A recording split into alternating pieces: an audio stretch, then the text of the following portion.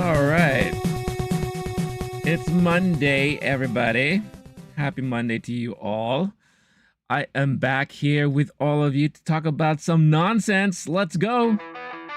43 degrees out here in New York City, coming to you live from Queens, New York. It's the morning afternoon live show. Your boy Renee coming at you right about now. Ooh, I'm out of focus. Oh, I'm in focus. Oh, I'm out of focus. Oh, I'm in. Hey, what's up, everybody? What's up? All right. I am a little tired today, so I feel like I am trying a little extra hard to have some energy and be energetic and stuff like that. But happy Monday to you all. It is January 13th, the year of our Lord 2025. It's my birthday week. Hey, let's go. Let's go, girlfriend. That's right. My birthday is this Friday. Now, originally, I was going to stream live this Friday early in the morning because originally it was planned and scheduled that Academy Awards, Oscar nominations were going to be announced this Friday. Unfortunately, due to the crazy wildfires happening in LA, it was originally pushed to Sunday, but now it has been pushed indefinitely until they figure out what's going on and what's the proper course of action to do, and still be respectful to everybody who is, suffering and finding challenging times with all the wildfires happening in LA right now, which has been terrible. I've been watching the news for that aspect and just keeping up to date with all of that stuff because it is just... I don't think I've ever seen such a bad wildfire like this in California. And we've had several, like in the last several years, but this has definitely been one of the worst. And what an awful, awful way to start the year off for a lot of these people who've lost their homes, who've lost their businesses. There's crazy discourse going around online before about like, all of these people are rich. No, that's not true. There's a lot of, union workers, regular folks like you and I who've lost their homes as well, as it spread from county to county during certain times. They're facing a challenging week this week with more gusts of wind and high increased winds happening starting today into tomorrow. So I'm just, I'm praying for those guys out there because they're dealing with a lot right now. And, there's looters going around, robbing people's homes and the remains and of what's left of their belongings and all that stuff. Society is funny. Humans are crazy at times and they'll do some of the dumbest things. But I hope everyone stays diligent out there and, can hopefully get through this soon. So I will let you know when the Oscar nominations are going to be announced, because it's been a tradition of mine since I've started this channel that every year I cover the announcements live on the channel. So when those are done, when they finally figure out when they're going to do it, I will let all of you know, and I will schedule my stream to go live around that time as well. So no other additional live streams for the rest of the week. I hope, we could figure something else out, but we still have more things to talk about today. Obviously, the usual weekend breakdown of the box office. Not a lot of crazy movements or things happening there, but we'll go over some of those numbers. I thought it would be a cool moment now today to review. Now, I don't know if a lot of you know what the Blacklist is, but the Blacklist is this well-known thing in the industry where unmade, unrealized screenplays and scripts go to resonate and maybe forever stay in the ether. Every year, studios, producers, directors receive multitudes of ideas and pitches and screenplays. And what they started to do on a yearly basis is that the Blacklist, which is like an official organization that kind of like gathers up all this information, they poll and they ask producers and studios, what were your top 5, top 10 favorite ideas and screenplays that came across your desk that was never realized, that never went forward from just a pitch stage. And some interesting stuff from 2024. So we'll go over some of that stuff here. And of course, last week, if you're a cinephile, if you're on Letterboxd, a lot of you, like myself, have been waiting for the year in review to come out. They finally released them last week, and I figured, we'll take the time today to review a lot of those lists that Letterboxd puts together every year. I usually covered them before, so I figured, why break tradition now? And I'll go ahead and cover them as well today. I used to do this on the Movie Time podcast with my friend Blake, but that is on hiatus until I could figure out what to do with that podcast. Unfortunately, it's been tough scheduling anything with him, and that's one of the reasons why we kind of put a pause to it. So we'll figure things out as we go. But yeah, some good stuff going on along the way. So first off, of course, I always want to say hello and see what's going on in the chat. Arnold, always a pleasure seeing you. Hey brother, how are you? They still haven't come forward. I'm currently writing a few more applications that I have planned, but if it doesn't work out because the money is slowly snagging, I'm sorry to hear you. I'm sorry to hear that, Arnold. They do seem to be dragging your feet since you've been waiting for a while for them to get back to you. So I hope you could hear something back, or if not, at least you could get something else in the meantime. Scorched is in the house. What's going on, Scorched? Scorch has a question. Whenever you're ready, feel free to throw it in the chat. I'm waiting for it. I'll be more than happy to answer that for you. Ravi and Sorana, I haven't heard from you or seen you in some time now. So I hope you're doing well. Happy New Year to you. I hope all is well with you. Tickle Me Elmo, that's right. That is one of the pitched scripts that was in 2024 that never came into fruition. But it was elected and mentioned as one of the favorite scripts that was going around Hollywood at the time. So we'll talk more about that stuff later on. Ever heard of The Chatters, Elmo? I have not, Ravi. Why don't you let me know what that is? I'm curious what that is. Scorch saying you are a gamer, so I thought I'd ask you. Okay. Whatever it is. Ravi and Serrana says, just watched the movie about a cat. The cat teamed up with a dog and a capybara to survive a flood. It's a beautiful film. Is that wouldn't happen to be Flow, would it? Ravi, I haven't seen Flow yet, but I wonder if that's it. Let me know. If it is Flow, then that is one of the front runners for best animated feature film for this upcoming Oscars. So yeah, I'm definitely, that is on my list of animated films to see. I haven't had a chance to see that or Wild Robot yet, and those are the two. And there's three I want to see. Memories of a Snail is another one, but I've seen every other possible contender, so I'm curious to see how that's all going to go up. Scorch saying, I want to buy a cheap little handheld, maybe a GBA. Is that a bad idea? I don't think it's a bad idea. I mean, if my only concern right now is that a lot of Game Boy Advance games are expensive and pricey. I don't know what the prices are where you're located, but I know here in the United States, a lot of them, especially the good ones that you probably would want to play, are very pricey. My suggestion is, if you do get a Game Boy Advance, buy a flash card. If you know what a flash card is, then you know what you could do with it. You could definitely save some money on that stuff. Or lately, I've been doing a whole bunch of research on a lot of these emulation handhelds from companies like Ambernick, and I believe Ioneo has some. One of my favorite emulation handhelds is the Analog Pocket. It is also an FPGA. And it can play not just Game Boy games, but Game Boy Advance, Lynx, Game Gear.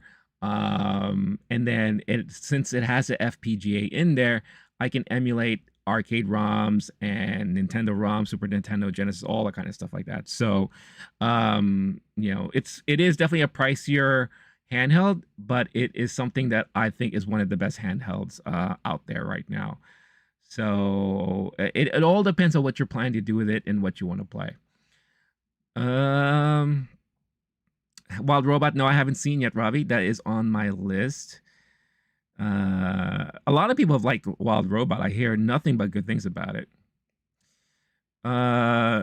For me, the wild Ravi saying the Wild Robot could take the award for animated feature, but I wouldn't mind Flow. I think right now, just based off of what I've been seeing and what I've been hearing from like the critic circles and the awards circles, is Flow has a very very high chance.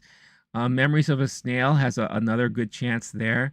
Um, who knows? Maybe the Oscars they may decide to even do Inside Out too, because a lot of people really love that movie as well. So I guess we'll see what happens. But the animated feature category has been very, very highly contested in the last several years. So it's really nice to see that there's a lot of great contenders out there for that category.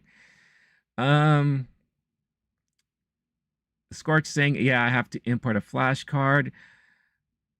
Red light, green light. Sounds like a Squid Game mention. Yeah, and Analog Pocket is pretty expensive, 300 unit. It's funny with the Analog Pocket. I pre-ordered when it first was announced way back in the day, and it took a year for it to be shipped to me. It took like a year for it to be completed and sent out. And by the time it was sent to me, I pretty much forgot I even pre-ordered it. So when I got the package in the mail, I was like, "What is this?" I'm like, "Oh, it's the Analog Pocket." And ever since then, that has been my favorite handheld that I've ever owned. I don't usually do a lot of gaming on the go, but it's just nice to know that I could have something like very portable with me. I keep it docked most of the time because I play a lot of like Game Boy Advance games on my TV. And I also use it to emulate Super Nintendo and Genesis and some arcade stuff. So it's really, really cool. Robbie saying, "Have you heard that The Amazing World of Gumball got renewed for another season?" No, I did not hear that. When it comes to animation on TV or streaming, I'm very behind on that stuff. But I just finished recently watching Creature Commandos, the entire season. So that's another thing I'll talk about in a little bit. Really, really love that series. Arnold's asking how my weekend was. Weekend was good. Busy. It's just been busy for me. I have a lot of things going on, as you guys already know by now. And it's going to get busier in the next couple of weeks. So I've been just trying to do my best at what I can do here, keep my head above water.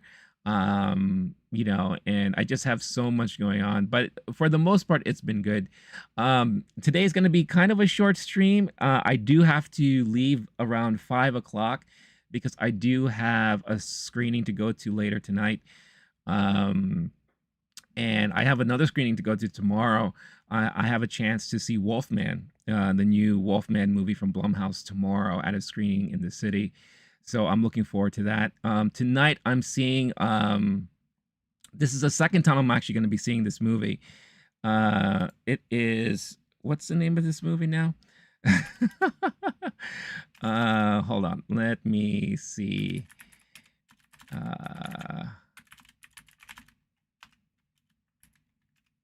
Hold on, sorry guys. My mind is like all over the place right now, so I do apologize.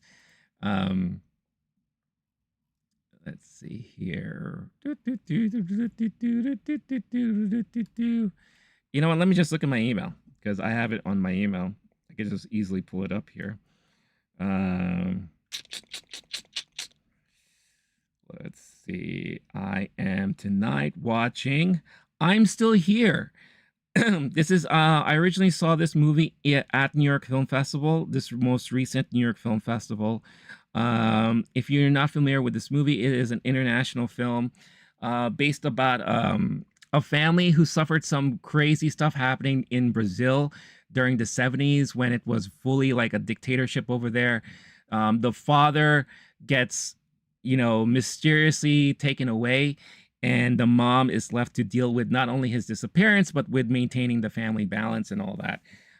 Also, at this recent Golden Globes, the main actress, the lead actress there, won for Best Actress in a drama series. So she's actually going to be in attendance tonight. So I'm very, very much looking forward to checking it out and checking out the QA afterwards. Jester's also in the building. What's going on, Jester? How you doing? Hope you had a great weekend. Hope you had a great week. I know you watched some new movies you may want to talk to me or mention here. I love your new movie journey, so I'm always looking forward to what you have to say about that. Scorch saying you'll just get a a DSXL. That's a very good system. My main reason I wanted a GPA is because it takes AA batteries. Okay, and I can't get a replacement battery for the DSXL. Have you checked online, like especially like what a lot of these like modders and third party people, because maybe they do batteries, replacement batteries for that. I would probably look into that. Um, but there's also, I mean, if you really intend to really utilize the dual screen, then obviously the DS is good. But if you don't care about that, I highly recommend looking into one of these emulation handhelds because not all of them are expensive. Like the Ambernic devices are like $50 or something like that, and they do really well. So I would definitely recommend looking more into that if that's something you would be willing to do or check or test out. Wolfman is interesting. I have already seen it. Have fun. Oh, have you, Arnold? Nice. I guess it released early internationally. Is that the deal? So I'm really, yeah. I'm curious about it. I'm mainly curious because I want to see Julia Garner do more things. I thought she was fantastic in Ozark, and then when she was announced to be cast in Fantastic Four, I want to see her do more. Like, what is she more capable of doing acting wise? So I'm very curious to see how she is in this movie. Plus, it's also I was so happy with what they did with Invisible Man. I still think that year Invisible Man was one of the best movies that came out. Very underrated horror film. Great performance there from the lead actress there. I forget her name at the moment right now, but I'm hoping they could continue that same gritty style of filmmaking when it comes to like I feel like they're doing a better job at the Universal type horror monsters than Universal is. So I'm very curious to see how it is. Jester saying I didn't have much time to spare this week and weekend due to personal events, but I made sure to watch Whiplash. Wow, Jester, you watched Whiplash for the first time? That is a fantastic movie. What did you think about it? Because when I first saw it, I was pretty much blown away by it. It made me respect Miles Teller a whole lot more, and ever since then, I've been a Miles Teller fan when it comes to acting. So Scar saying, yeah, I checked. I live in India though. Yeah, my first thought was emulation. I'm serious. Like, really look into emulation devices because a lot of these devices can do so much now. And with where we are in the retro emulation world, you can't go wrong with any kind of device that can play at least the 16-bit stuff, right? So anything that is Nintendo, Game Boy Advance, and then going into Super Nintendo and Genesis and TurboGrafx or PC Engine, it's so easy to emulate those things nowadays. So if those are your main focus, getting a $50 device is probably going to be a best bet for you. And it will probably go a long way and all that. Instead of buying original hardware and, spending a good amount of money on a flash card and then dealing with all that stuff. So I don't know. It's all up to you. I support whatever journey you decide to go on because I'm big into retro gaming. I feel like I do more retro gaming than new gaming. So I highly support any kind of retro journey you go through. In fact, the new space I'm moving into, I'm building like a little retro nook. I'm gonna have like my little corner section of my retro gaming, where I still have one of my old CRT TVs, and I'm gonna like have a little setup there. So I'm very much looking forward to that. Arnold saying, what do you recommend if you have a lot of stress and also worry too much and that affects your mood? How do you come up with other positive thoughts? Um, it's funny that you mentioned that because I feel like I've been having a lot of conversations with my friends about that. You got to find an outlet. You got to find something that really takes you out for a bit. For me, it's easy because for me, it's movies. I watch movies to escape. Yeah, and I feel like a lot of people do that too. So I always like find ways to escape from whatever stress I'm going through. Right now, I'm going through a lot, dealing with personal things, family things, professional things. it's a new year. I'm also getting older. I'm going to be turning 1 year older on Friday. So it's always like that time of year where I have so much on my mind and so much things I'm contemplating and figuring out and, setting goals for and all that. So I always try to find an outlet. For me, movies, sometimes video games helps me as well. You got to find ways to get out of it and get your mind out of whatever is bothering you. Not saying that that is like a 100% clear cut solution. It doesn't solve what you're going through, but at least for the moment, it will allow you to kind of take a step back and not have to focus so much on all of those like little things that are stressing you out. So whatever it is that you feel can be that outlet for you, then I highly recommend you try to look into doing more of that stuff. Some people like to cook, some people like to bake, some people like working out. Some people like driving. Maybe they'll take a drive for like a couple hours, or maybe they'll take like a road trip somewhere, like a day trip here and there. Some people like to ride a bike. They'll cycle around town or whatever the case is. Find that outlet. Other people have creative outlets. Maybe they'll draw, or maybe they'll read, or maybe they'll paint. There has to be something you have to find that can be that outlet for you. So whatever that is for you, Arnold. And don't say women, because women can cause more drama and more headache and more stress. Or guys, like if you're a female and you look for men and all that, like that's a temporary band-aid, but it could eventually lead into more headache and more problems.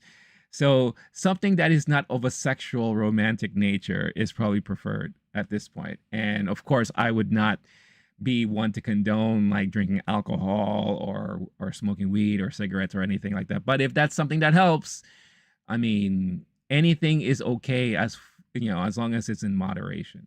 So Jester saying 1010, Whiplash was phenomenal. It has now surpassed Good Will Hunting as my favorite film.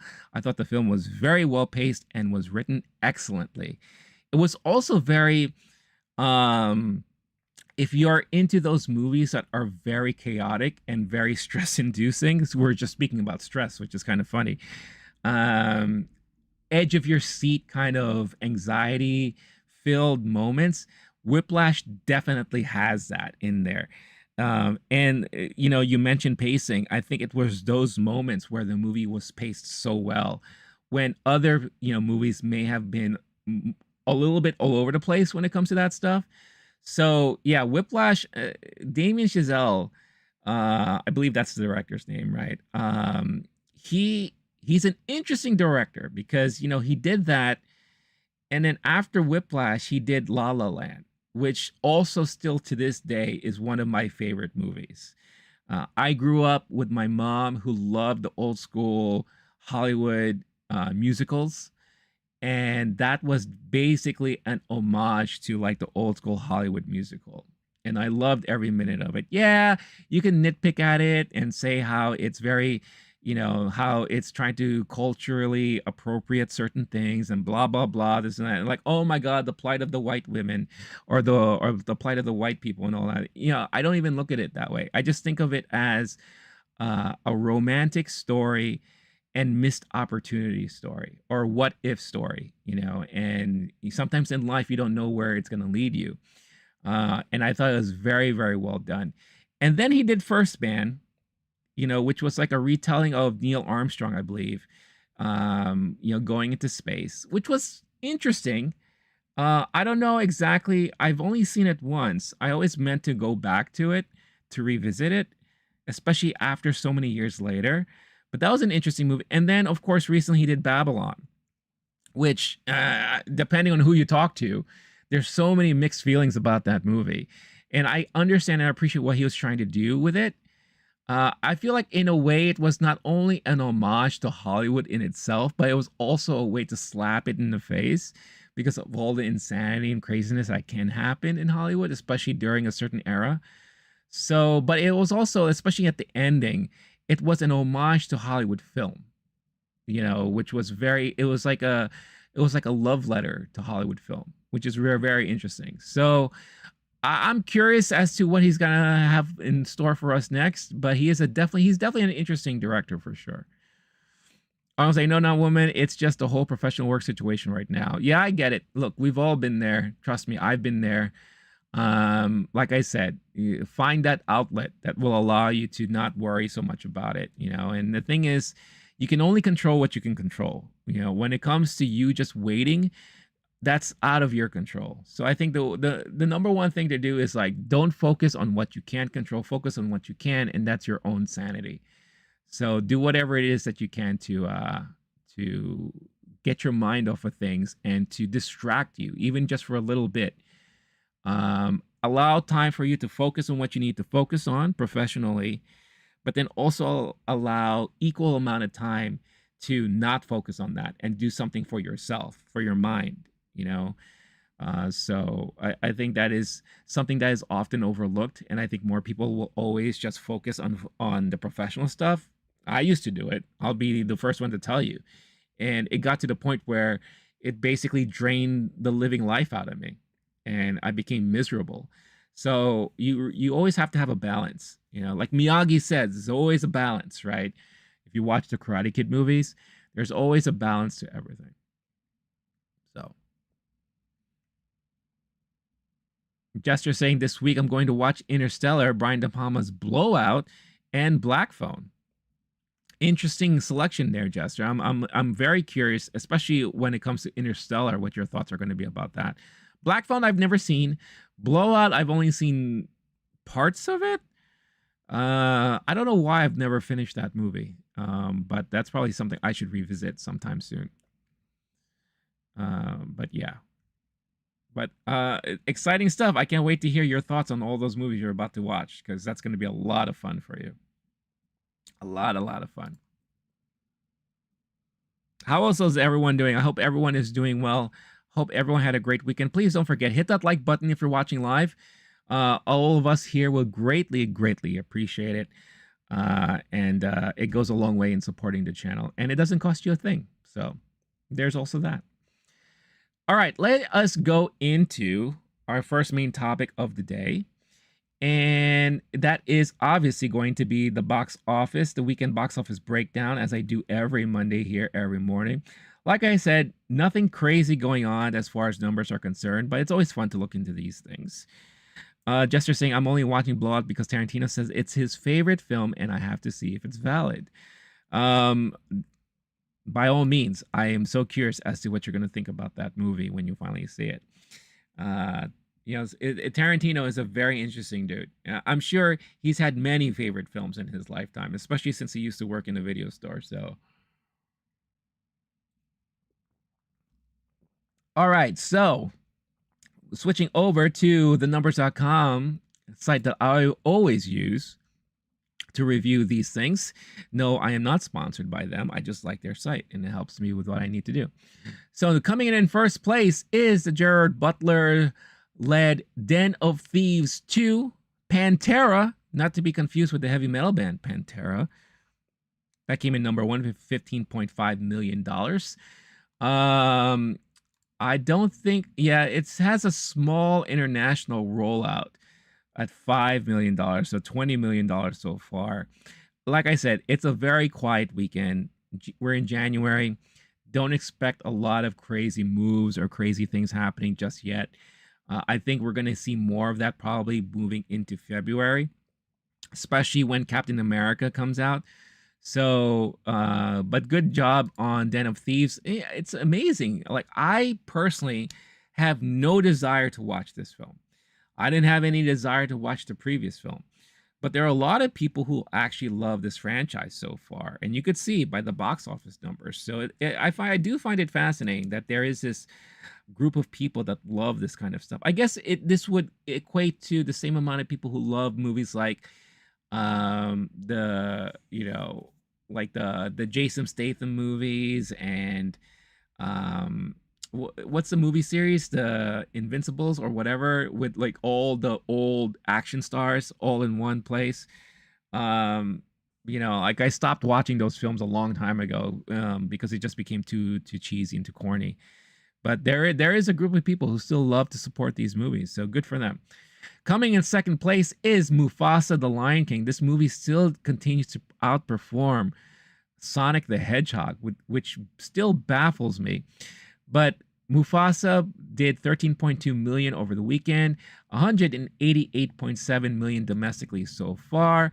But if you look at the international box office, this has finally broke and come over the $500 million mark at $541.2 million there worldwide. This has been a surprise hit, I think, for Disney. Well, maybe not so much of a surprise to them, but a surprise to a lot of us who never thought that this movie would do that well. Coming in third place is Sonic the Hedgehog 3, $11.3 million over the weekend, 204.8 domestically so far, with a worldwide box office total of 385.1. Again, Mufasa is killing this movie worldwide. And you could see that this movie's momentum has definitely slowed down quite a bit. And with I think I'm hearing that this is going to be hitting on demand very soon. So obviously that's going to be major for a movie like this. Or, you know, when you look at Wicked, I criticized Universal for pushing Wicked to premium on demand so soon. I said, why are they doing this so fast? Because it's making a lot of money at the box office. But they were very smart because they released it during a holiday, New Year's Eve, New Year's Day. And from what I saw here, I bookmarked this when I saw this number here. Here we go. I mean, check this out. Universal says Wicked made 26 million in downloads and premium video on demand sales on New Year's Eve and 70 million in sales in its first 7 days. So they did something that they timed it perfectly. And my criticism basically goes out the window because it worked for them. You know, I said they should follow the Disney model that Disney is currently doing right now. You know, where they delayed the release of Inside Out 2 for like 6+ months. They did the same thing for Deadpool and Wolverine. I'm pretty sure they're going to do the same thing for Mufasa and Moana 2. But Universal said, no. We're going to release it as soon as we can, but we're going to time it properly. And they timed it in the perfect manner. And look at how much money they made. And it's rare for a studio to let us know how much money they made on premium on-demand sales, streaming sales, and all. Because it's very hard to find those numbers. We usually don't hear about those numbers for months and months on end. Immediately, in a way, it's them bragging, but at the same time, I also do feel like they're kind of hinting at other studios saying, this model of short window releases still works. But I don't think it's going to work for everything.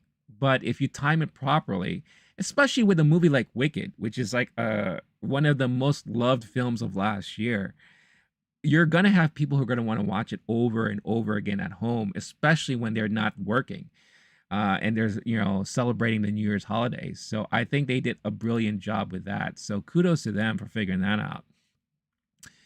Coming in fourth place is Nosferatu, 6.8 million over the weekend, 81.9 million. So far domestically, with a worldwide box office total of $135.4 million. This is a big win for Robert Eggers. And I believe who's the studio behind this? This is Neon. I believe this is Neon. Let's see. Cast and crew. Will it tell me here? I believe it's probably Neon at this, but usually you could tell by the movie poster, but I can't tell right now. But good job for Nosferatu here. Again, I really enjoyed the movie. I know a lot of people didn't like the movie. I don't know exactly what they were expecting.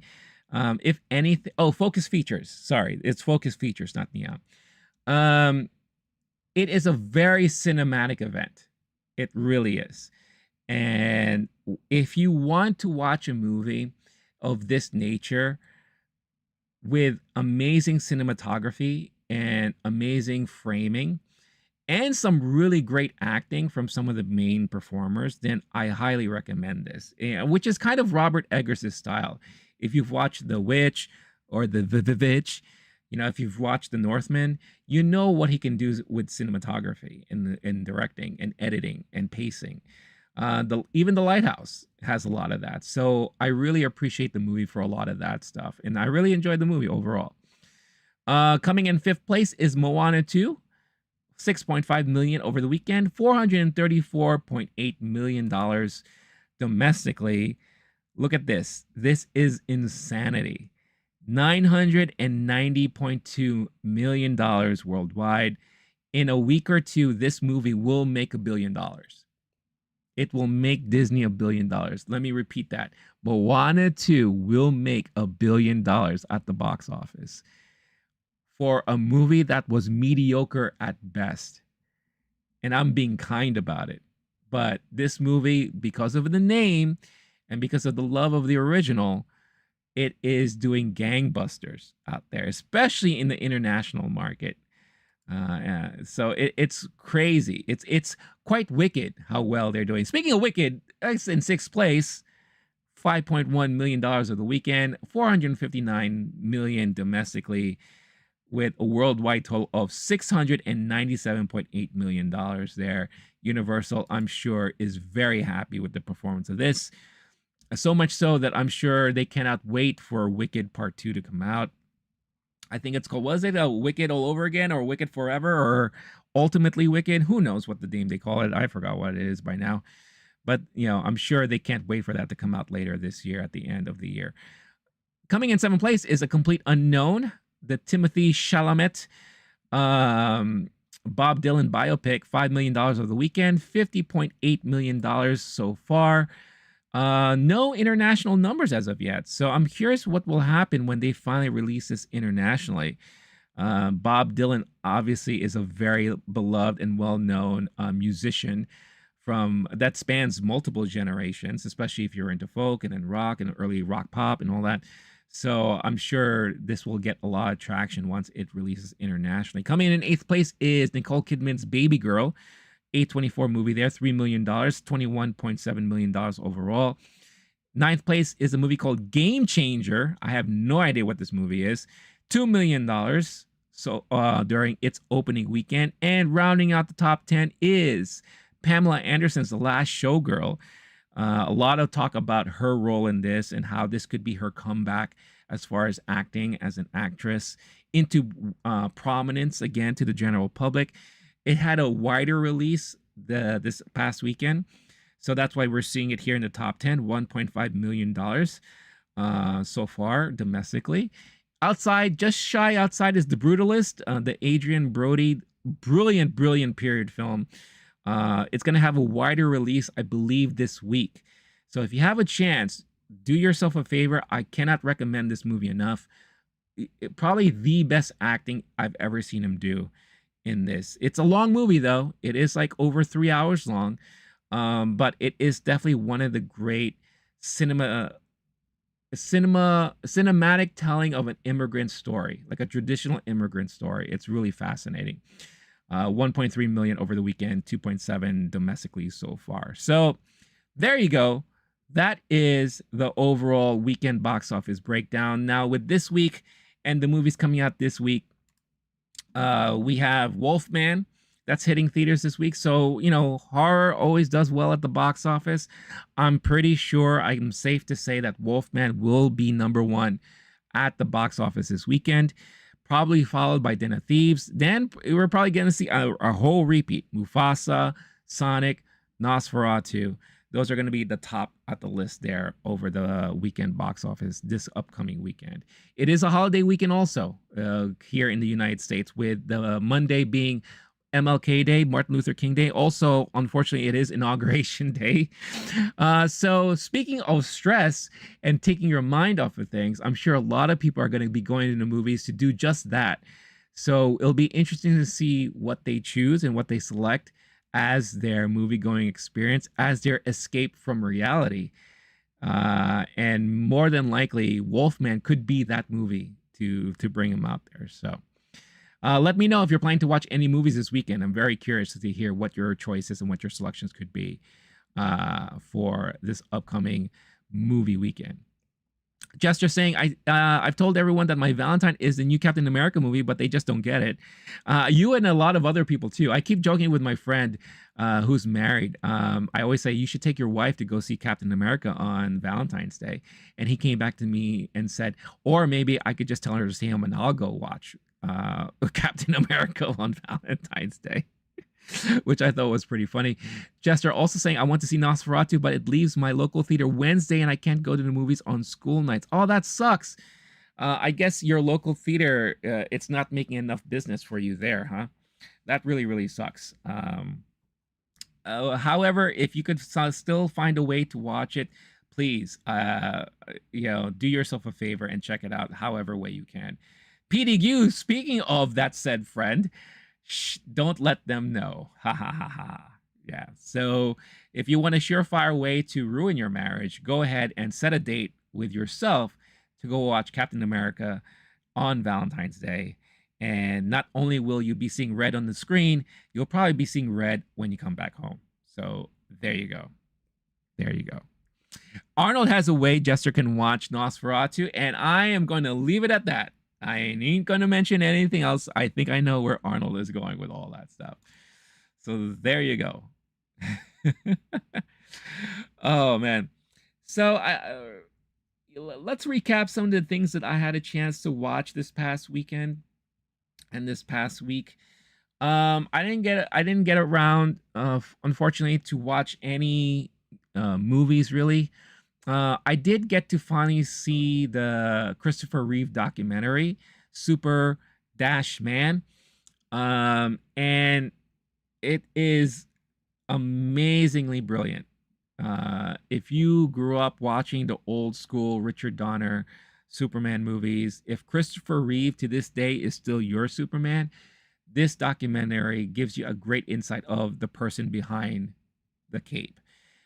You get to learn more about Christopher Reeve as a person, as an actor, as a family man, as a father, as a business person, and the struggles he went through when he got paralyzed after his unfortunate accident, and just how his wife was always there supporting him and never left his side, how his family was there by his side, and how he helped change the perception of those with disabilities in America and how attention should be put towards them.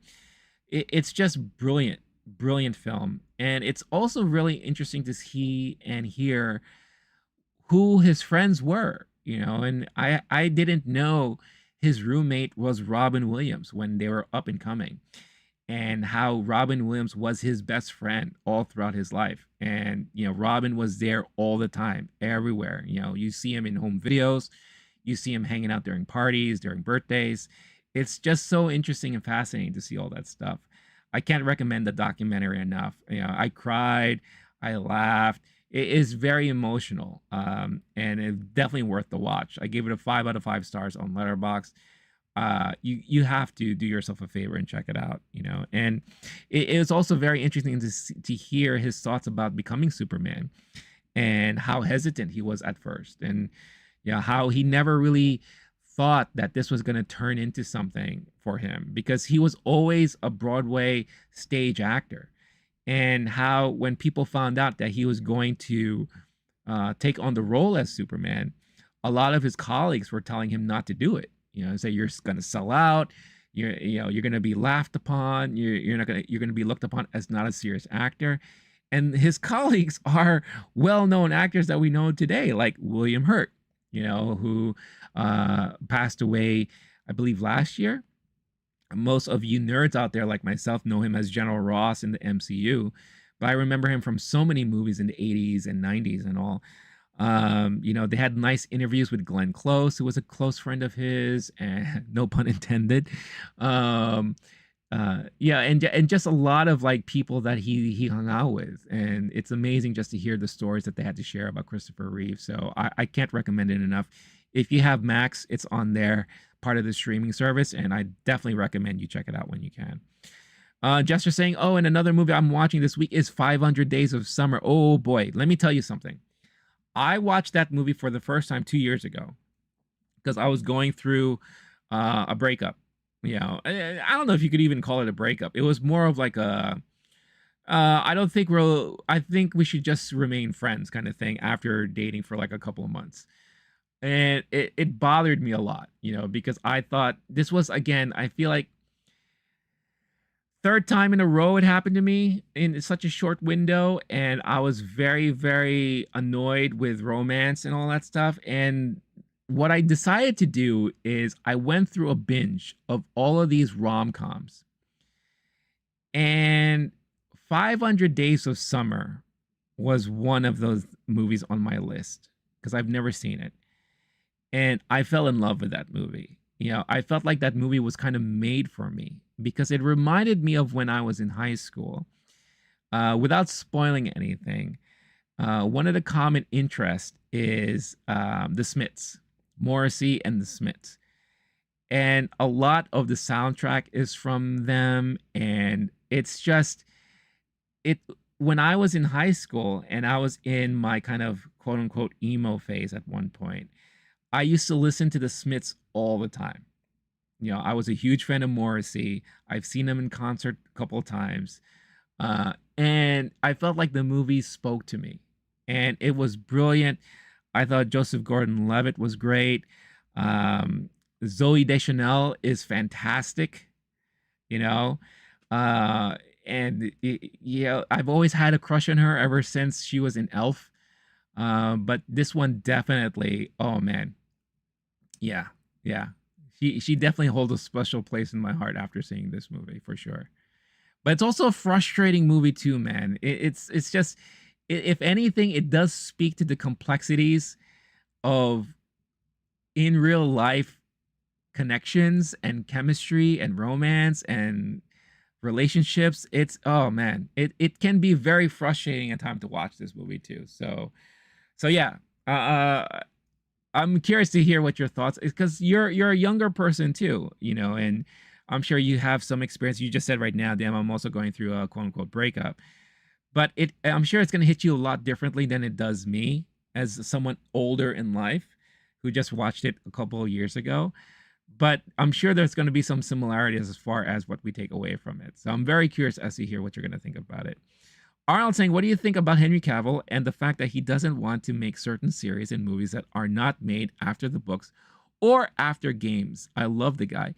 The thing about Henry Cavill that's we're learning more and more about him is that he is such a geek and nerd, like we are, that he is like one of us in a way, And I guess especially now after the whole fiasco with his role as Superman and being in the DCU, I'm sure he's being very cautious and selective of some of the roles that he's taken on. He had to leave The Witcher, but I know he had a lot of fun doing that. I believe he's working on a Warcraft movie now, or something like along those lines, or Warhammer or something like that. But he indulges in a lot of the geek culture, and I think he's a very cool dude. He surprises me every time I hear something about him. Even though when you look at him, he looks like your very typical Hollywood guy. He's very down to earth, and it's just amazing to see how enthralled he is with the geek culture. It is fantastic. So, when he says certain things like that, I mean, I agree. That's one of the problems that I think, for example, Game of Thrones is going through or went through, is that once the source material ran out, what do you do from there? And if you're just trying to prolong a series because it does well in ratings and it gets a lot of attention, then I just realized I'm like super bright on the screen right now. Then you're setting yourself up for disaster sometimes, unless you can nail it like story wise, and if you're still really working closely with the creator. But once it's done, I feel like it should end after that. There's no use of going forward unless, like I said, you're working with the creator to create something new. But we've seen that happen so many times. We've seen it happen in anime. We've seen it happen in regular animation. We've seen it happen with other series, other movies. So kudos to him for saying something like that, and I hope he sticks to that. But sometimes, like, again, studios, Hollywood, they want to make money. They want to figure out what ways to continue to get the audience that they had. I said this in another stream recently about the whole Lord of the Rings stuff. Like, how much more are you planning to stretch this franchise out when there's nothing else to do about it? The War of the Rohirrim animated movie came out, and I thought it was like, meh, it was okay. But was it necessary? No. Was it groundbreaking? No. And I am very cautious about the upcoming anthology movie series, with the Gollum movie being directed by Andy Serkis, being produced by Peter Jackson. Like, how much more can we tell stories about Gollum?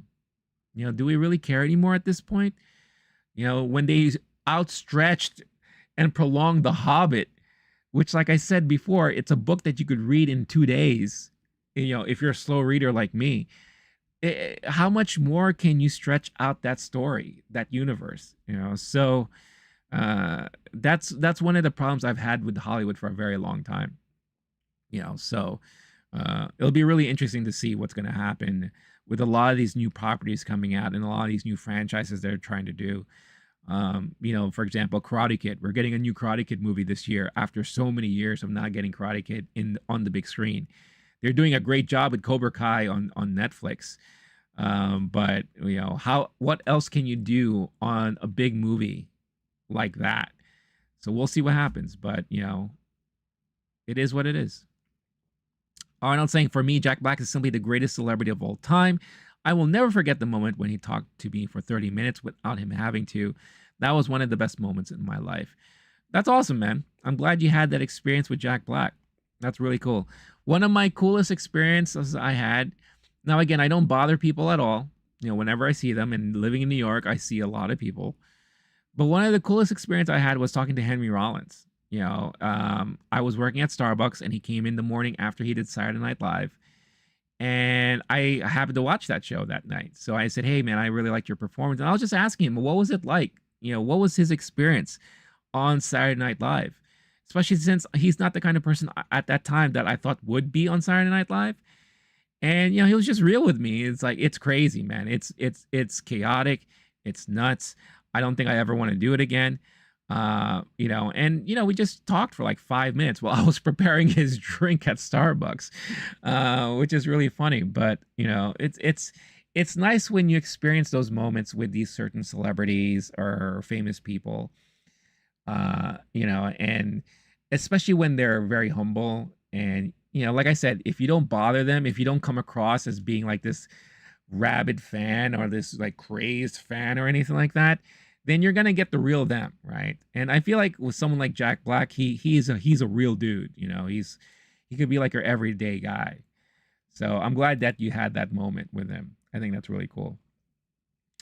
So I watched that Superman doc, and then I watched Skeleton Crew. This recent episode was directed by Lee Isaac Chung. He's the guy that directed Minari and also directed Twisters. That came out last summer. And you could feel it. Again, we have 2 episodes back to back from really well-known established directors. Bryce Dallas Howard did the week before.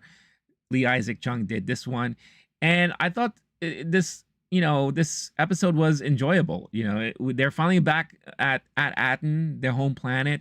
They finally made it. It was kind of cool to see the outside, the exterior of the planet, how it's being protected by this crazy ionic storm that deters people from even further venturing through. Then you find out it is all being manipulated by them on the planet.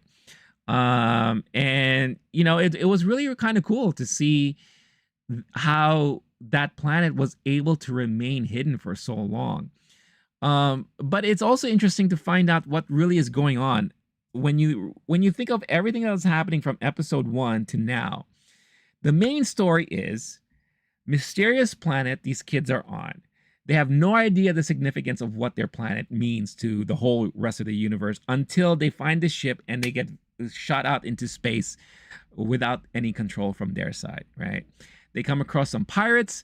Pirates, all they care about is looting and getting money. And it turns out that the planet where they come from is not supposed to be existing anymore, and it's a mythic tale of a planet that exists. And it turns out that it basically, the reason why is because that's where the mints of all the Republic credits are stored, are made. So the currency of the universe, the currency of the well-known, controlled and governed universe in Star Wars is made on this planet. And that seems to be the main point of the planet there. And now, knowing all that, obviously the pirates want to claim their booty. I said booty.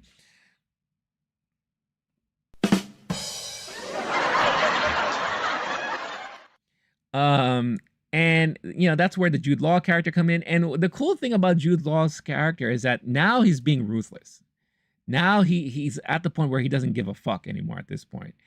He sees the money, he sees the vault filled with all of these Republic credits, right?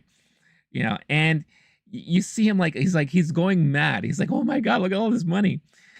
And, he's threatened the kids. He said he's going to carve them out if they bother him. He's had enough with all the hijinks and the mischief and the craziness. He said he's going to kill their parents, so it's just, he's at the point where he doesn't care anymore. He just wants his money and he wants to get the F out of there, right? So it's going to be interesting to see what's going to happen in the next episode. But I thought it was a good episode. I thought it was pretty decent. But again, when you think of the overall storyline, it's very simplistic. Very, very simplistic. And again, it does harken back to the adventure movies of the 80s, especially when it comes to kids. And people keep bringing up Goonies. I think of things like Stand By Me, maybe like Time Bandits. It has a lot of those like little elements here and there. And I've said this multiple times before. If I was 8 to 12 years old, I would be eating this show up. It's charming, it's fun. It's something that definitely speaks to a younger generation. But I do like what they're doing here. And they are also not relying so much on everything else that we know about Star Wars. They're not trying to tie it to any of the Skywalkers, or not trying to tie it to any other individual, really. They're giving us more insights of the universe lore, and we're seeing parts of the universe that we've never seen before. Who would have ever thought about where the Republic credits are minted at? No one ever thought about that, right? So I just think it's very fascinating that they decided that they're going to make this planet the home planet where all this money is minted. My only criticism about this is that this is the very first time where I felt them filming in the volume. There's a moment where they're going down in an elevator, and it's so obvious to me that they are just standing in front of a digital screen while everything is moving, and it gets to the point where they get to the door, and it just it didn't feel like they were really there. It was the very first time it felt like they were in front of the volume screen. So it is what it is. I mean, I feel like there have only been certain shows and episodes that have been able to utilize the volume really well. And then others not so much. Obi-Wan used it terribly, in my opinion. But, it's still an enjoyable series, and I'm still having fun with it. So definitely a very good episode. And it's nice to see that we're getting the good episodes as we're about to wrap up this season. So I don't know if this is going to continue to season 2, or if this is just going to be a limited series. But for what it's worth, I think it's fun. Is it must-see TV? No, it's not. Is it must-see if you're a Star Wars fan? No, it's not. But it's something in the universe that is for another generation to enjoy within the Star Wars universe. So it's fine. Ficon's in the house. What's going on, Ficon? Nice to see you. I just finished my whole spiel about episode 7. Ficon saying episode 7 was definitely the best episode so far in his opinion. I'm glad you enjoyed it. For me, it's the second best. I actually really liked episode 6. I thought Bryce Dallas Howard did a really good job there. Just adding some emotion to the show. And I just love the character of KB. And kind of the mystery around her and all that. But I love that little moment that she had with the young boy. So I really, really, really like that a lot. Here in this episode, the other girl, I forgot her name, she had a moment in this where her acting actually stood out a little bit, you know, where she was being challenged by Jude Law. And you could tell like she wanted to say something and she wanted to fight back, but at the same time, she was very afraid. I thought out of everything I've seen this girl do, that this episode really, really showed great acting, a great acting performance from her, and I thought it was like really well done.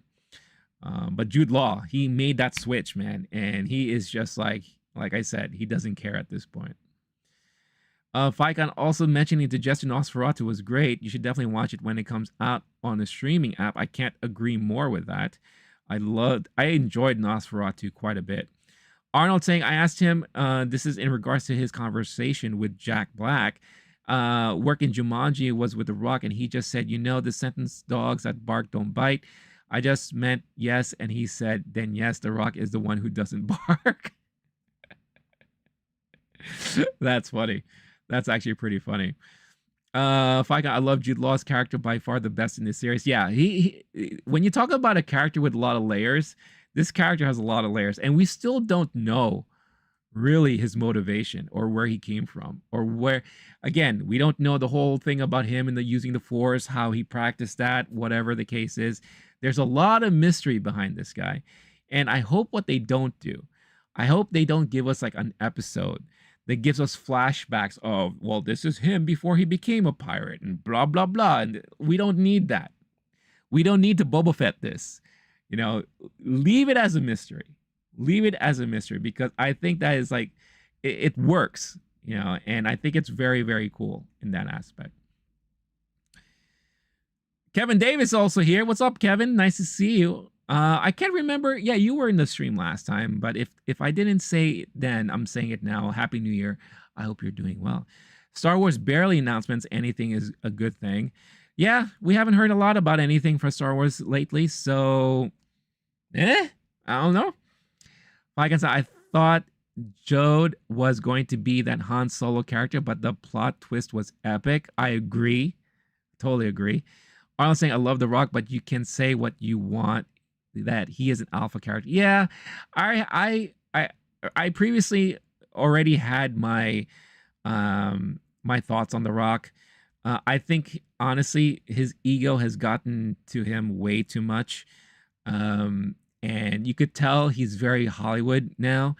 I also, yeah, the whole thing that he did last year when he came back to the WWE, and he thought it would be a great idea to do one thing. They got so much backlash on it, and then how they kind of had to go back and like retcon everything, and now he's changing things again. His social media posts, and you know, during the time when he was trying to promote Shazam, sorry, Black Adam, I think I've gotten to the point where I think, you know, I still appreciate him for what he does and what he's done in his career, but he's a little bit too much for me at this point. Let's see. Kevin saying James Gunn can make a good film. Nobody questioned that at all. Can he get box office win outside of Marvel Studios? I think he can.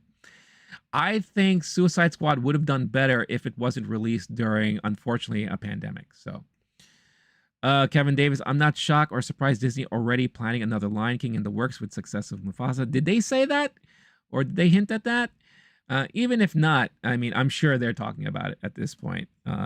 They made 2 direct-to-DVD sequels to the original Lion King animated movie. Lion King and a Half, 1.5, and Simba's Pride. So I won't be surprised if they think of doing another live action, but I will guarantee you that Barry Jenkins won't be attached to that, because I think he said recently in an interview that he hates working with CG and he never wants to do that ever again. You know, he's an art house kind of director, you know. He's the guy that did Moonlight. So he prefers to do real film. Arnold saying, since I've been single, my biceps are almost as big as... Oh, I'm sure on one side only, right? I don't know if you're left-handed or right-handed, but you know what I'm getting at. But The last thing to recap here of the things that I watched, I definitely want to talk about is Creature Commandos. So Creature Commandos recently ended their series, their season 1, I should say, because they were recently renewed for season 2.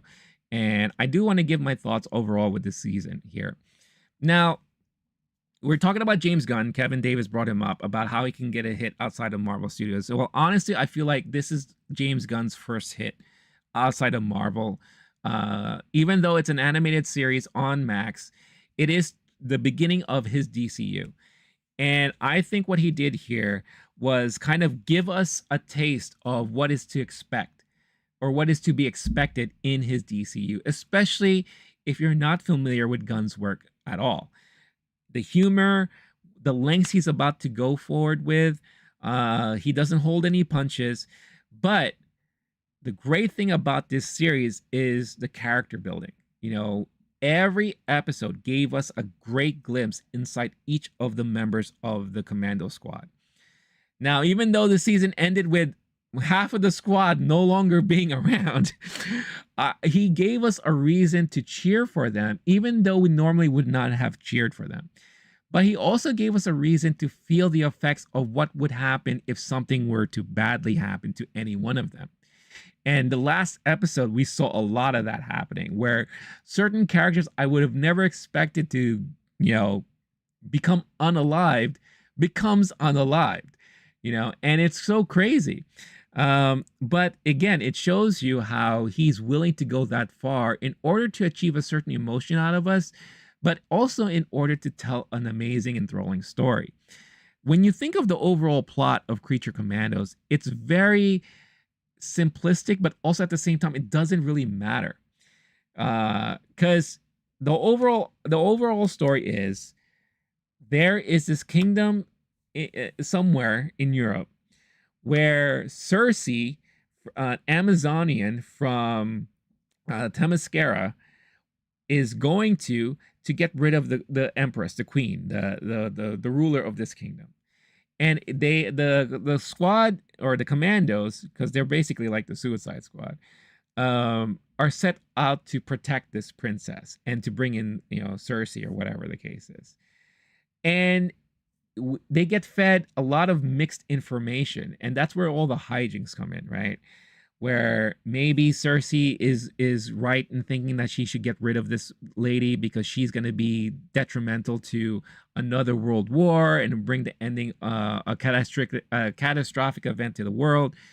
And then there's a lot of question about, is she lying? Is she telling the truth, or whatever the case is? So, it's a lot of that happening. And we've seen this happen before in other stories and all. And then, of course, there's like that big twist at the end here where, wait a minute, maybe she was telling the truth and all that. So, and then, all the pieces come together and all. But the real main important parts of this was the building of the characters, right? The building of these individuals that we are watching and we're following along in this story. And like I said, they made me and a lot of people care about them and, want, at least for myself, I wanted to see more of them.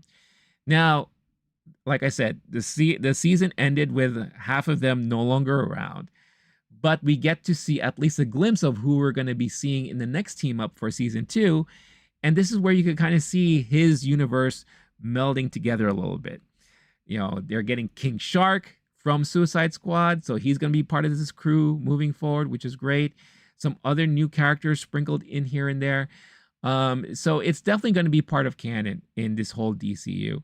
But I really, really enjoyed this series in this season. This season was great. This season was even though they had an overarching plot and storyline, it was set up for me. It felt like a setup to the further adventures of the Creature Commandos and how this could play out within the DCU canon. A lot of people were losing their minds in one of the recent episodes where you see like the shadow of Batman. It's like, oh, is this James Gunn's version of the Batman? Relax, guys. This is just, animation. I wouldn't look too much into it. We still don't know what he's thinking about his Batman in his universe. There's so much back and forth between him and Matt Reeves. And is Robert Pattinson going to be his DCU Batman, or is it still going to be Elseworlds Batman? Blah, blah, blah. Who knows? Who cares? Right? But we also got his Peacemaker season 2 coming out soon. But I'm really looking forward to Superman, and I can't wait to see what's going to happen with Superman when that comes out. But if it's anything or any indication of what we saw with Creature Commandos, I'm very optimistic and I'm very excited for what's to come for the rest of the DCU. Again, we also had recently the announcement that Lobo was going to be part of Supergirl with Jason Momoa in that role. One of the best casting I've ever seen. And yeah, it's right now it's a very promising future for DCU. Now, whether or not a lot of other people will think that, that's a whole different story, right? And that's why I think this year is going to be a very important year when it comes to comic book and superhero movies, because we have Marvel with their movie coming out next month. Are people still interested in this? Who knows? We'll see. I still haven't gotten back to What If season 3 yet, because I just, for me, it's not like I have to watch it immediately. And I feel the same way about Agatha all along too. It's like I want to watch it. I'm very curious about it. Nothing has been spoiled for me so far, but I haven't dove in yet. And I don't know if I'm like eager to do it. I know eventually I will, but I'm not rushing to do it either. But you saw I watched all of Creature Commandos, and I was very happy about that. I can't wait for Superman. That is my most anticipated movie of this year. So it's going to be really, really interesting to see how my perception of Marvel and DC is going to be when this year progresses, especially with Fantastic Four coming out, because for me, they need to nail that in order for Marvel to come back. And if I walk away and not feel that way, then, for me personally, that's going to be a problem as far as who's the better studio or who the better property to follow moving forward. But we'll see. But Creature Commandos, I highly recommend it if you haven't seen it yet.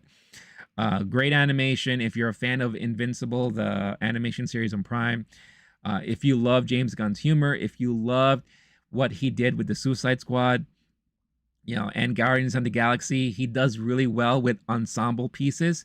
So, it is what it is. And if you're into that, then I highly recommend this, because you're going to get more of that here. And a great, great story overall, and great character development at the end of the day. So really, really excited for that. All right, let me get back to the chat here. By the way, Star-Lord's in the house. What's going on, Star-Lord? Nice to see you here. Always happy to see you. Ficon says, I have a theory that Thrawn and Jude Law is going to be a duo for the Mando movie, and they are going to be the villains of Mando movie. I think Jude Law is going to be a similar to Jarrus Caboth. That's interesting. I've never heard that theory before, but if that is the case, ooh, you got something going on there. Who knows? We'll see. And he works closely with Thrawn in Heir of the Empire trilogy. Ooh. Now, the Heir to the Empire is one of the great stories in Legacy. I don't know. Did they finally decide to canonize that? Because I feel like it's still part of Legacy, but I love that storyline. That was such a great storyline. And that's what made me love Thrawn in the beginning. So if they could somehow work it in that way, and this will be like the new heir of the Empire that is the Disney heir to the Empire, then that would be very interesting to see. Is that kind of what the rumors are now as far as who the main villain's going to be in the Mandalorian Grogu movie? Could it be him? Could it be him and Thrawn? It'll be really interesting to see if that's the rumor going around right now. Jester saying, next to Superman, Peacemaker Season 2 is my most anticipated thing of 2025. I totally agree with you there. I'm so curious what they're going to do with Peacemaker Season 2 and how they're going to explain the events that happened in Season 1 that included the old DCU. I'm very excited for that. Starlord saying, don't forget, smash that like button and give your wife a pickle tickle. I'm going to go. I agree, Starlord. Don't forget, hit that like button. That'll be greatly appreciated. Sarad saying, why are channels doing predictions of blockbuster flops? Why? Because negativity equals views. You should know that by now. That's the only reason why. because they know people love watching when things are being negatively spoken about. It happens in all types of sectors of the internet. Jester saying, "Oh, I can't wait for Invincible season 3." I still have to watch season 2. I haven't watched it yet, but I enjoyed the hell out of season 1. No one knows the future. That's true. No one knows the future, you know. But we could make predictions. I wouldn't predict about flops. I'll definitely predict like in my last stream, I predicted who would win the box office. So Ficon saying no, it's not canonized, but they are making something similar. I hope they do, because like I said, that storyline was very, very fascinating. And they took a lot of risks and big swings for that storyline too. I mean, the fact that they killed off Chewbacca with a moon, I mean, that's still crazy to this day for me. Ficon saying there's huge chance that Thrawn is going to be the main villain of the movie. That would be interesting. That would be, you know, it's going to be really interesting, because at the same time, I've said this before. I'm very upset and disappointed with what Star Wars, what Disney is currently doing with Star Wars. And if they're going to make such a big, like, combination of Mandalorian Grogu, Thrawn being the main bad guy, maybe if your theory holds true, Jude Law maybe joining and being a part of that. Then I'm sure, because Thrawn's there, that means Ahsoka is going to be part of this, right? Which we already know she is, because she appeared on the Mando series. So the Favreau-verse of Star Wars is going to be extremely strong, which I have no problems with. But at the same time, they're still trying to do this Daisy Ridley thing on the side, right? And, you know, James Mangold is now talking about his treatment of Star Wars and how he's going to do something way off of what we are so used to canon. He's like, I don't care about canon. Basically, he said that. He's like, I want to do something different. I want to test the boundaries, push the buttons. So what does that mean? You know, there's also rumors about possibly there's a Knights of the Old Republic series coming out. You know, all of those things. So I don't know. It's going to be, like I said, and I know I use this word a lot, but it is at the end of the day going to be extremely interesting. But I also worry about it, because there's just too much going on, you know, with all of this stuff, and nothing seems to stick, right? And I always feel like they constantly keep changing things here and there. So we'll see. I'm patient enough to find out. If it's a hot mess, it's a hot mess, you know? But I'll give anything a shot, at least. Solar says, preach, low-key. Low-key, he's going to be the next sexiest man alive. I don't know about that. You know, but I appreciate the vote of confidence. If I can, hopefully not, they do Knights of the Old Republic series. Who knows? I don't think they should touch it, and making Kodor a mess. What is this? Wasn't Benioff and Weiss supposed to, you know, the Game of Thrones guys? I thought they were supposed to do like a Knights of the Republic kind of movie. You know, they're not doing that anymore, obviously. We still don't know what Taika Waititi movie is going to do. What's that going to be, right? So I don't know. Starlord saying, low-key, your movie definitely won't flop. You know what? It won't flop if Jester writes my script. I tell you that right now. Ficon, but I hope they make a remake of Qatar Game and then canonizing that. Where are we with that? I thought they were in the process of doing a remake of that, or at least a reboot. Not reboot, sorry, a remastered, I should say.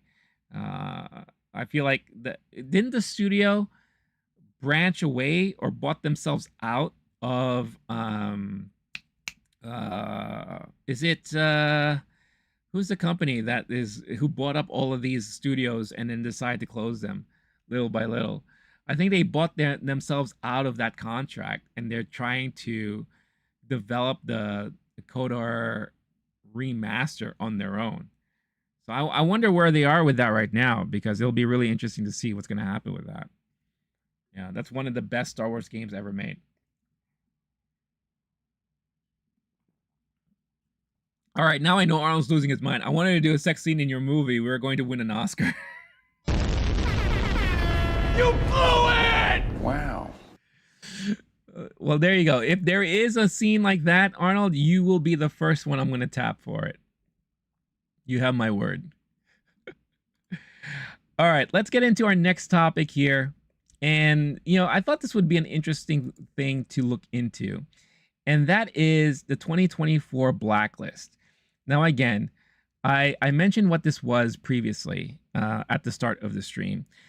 And the Blacklist is this organization or this group that basically, you know, they gather up all of the unmade pitches, screenplays, ideas that are presented to studios on a yearly basis.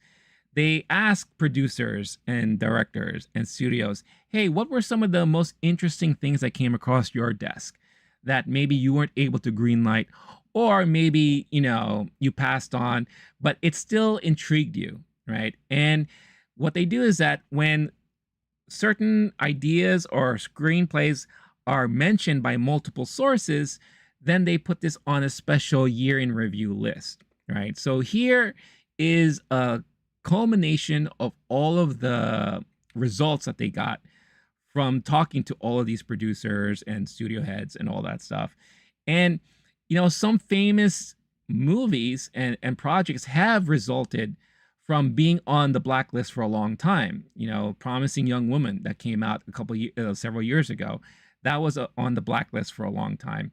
Other movies, I'm forgetting the names of them right now, eventually saw the light of day when another studio picked it up because they saw it on the Blacklist. They decided to take a risk on it, and they turned it into a feature film to success, right? So it's also what I would say a great spot to go into and get ideas. If you were like a screenwriter, or if you're like, you know, trying to think of an idea to pitch something, it's a great place to go for ideas. And maybe you can work with the original screenplay writer and, you know, come up with a better involved idea and whatever the case is, and turn it into something else, right? So it's just very interesting to see what every year this list comes up with. And it's always fascinating to see. So I thought it would be a good idea to kind of run through them and check it out with all of you. Just saying I could co-write. Okay, I'll take that. AKB is also in the house saying, oh my. Ficon saying rumors has always going around that potential that they are working on Coda remake, but nothing confirmed as far as I'm informed. Yeah, there was I forget the development team that's supposedly working on the Knights of the Old Republic remake. But I do remember reading the story about them buying themselves out of that contract. Star saying 2025 ads are taking over the worst time. I have been noticing that YouTube ads are rampant right now. And I feel like a lot of streamers are suffering because they're a little bit out of control. And yes, I have ads on, but I have it in what they call balanced mode. So you're not supposed to be inundated with ads, you know, but I'm noticing a lot of people are getting, you know, they're losing control with ads and stuff. So I do apologize for that. I'll say this here.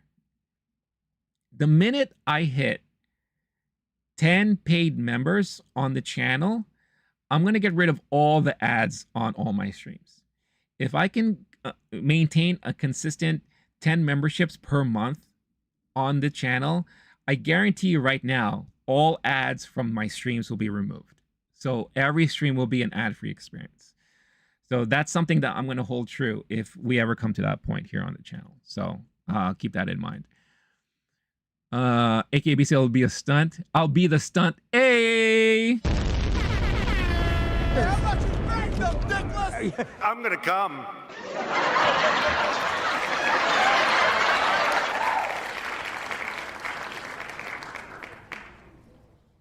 Star was saying he'll be the sex double. Well, there you go.